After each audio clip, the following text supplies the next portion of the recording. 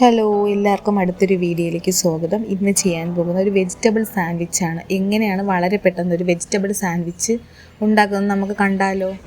അതിനാദ്യമായി ഒരു ബൗളിലേക്ക് ക്യാരറ്റ് ചോപ്പ് ചെയ്തത് 1/4 കപ്പ്, കുക്കുംബർ 1/4 കപ്പ്, ക്യാപ്സിക്കം ചോപ്പ് ചെയ്തത് 1/4 കപ്പ്, കാബേജ് ചോപ്പ് ചെയ്തത് 1/4 കപ്പ്, ചെറിയൊരു തക്കാളി ചോപ്പ് ചെയ്തത്, മല്ലിയില 2 ടേബിൾ സ്പൂൺ, ഉപ്പ് 1/2 teaspoon, crushed chilli 1/2 teaspoon, crushed pepper 1/4 teaspoon, mayonnaise 3 table spoon.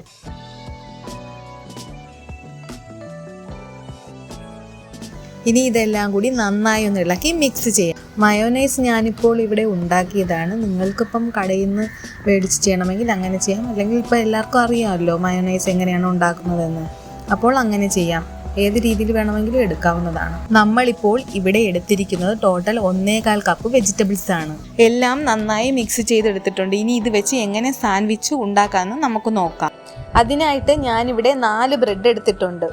ഇതുപയോഗിച്ച് നമുക്ക് 2 സാൻഡ്വിച്ച് തയ്യാറാക്കാം. ആദ്യമായി അല്പം ബട്ടർ എടുത്ത് ഒരു ബ്രെഡ് സ്ലൈസിൽ പുരട്ടുക.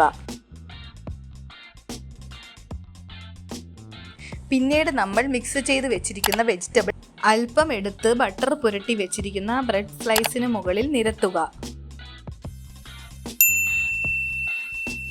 പിന്നീട് ബട്ടർ പുരട്ടി വെച്ചിരിക്കുന്ന രണ്ടാമത്തെ ബ്രെഡ് സ്ലൈസ് എടുത്ത് ഇതിന് മുകളിൽ കമിഴ്ത്തുക.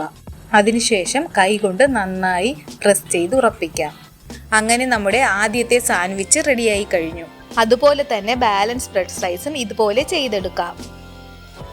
അങ്ങനെ 2 സാൻഡ്വിച്ചും റെഡി ആയിട്ടുണ്ട്. ഇത് നമുക്ക് ഇഷ്ടമുള്ള ഷേപ്പിൽ കട്ട് ചെയ്തെടുക്കാം. ഞാൻ ത്രികോണ ഷേപ്പിലാണ് കട്ട് ചെയ്തെടുത്തിരിക്കുന്നത്.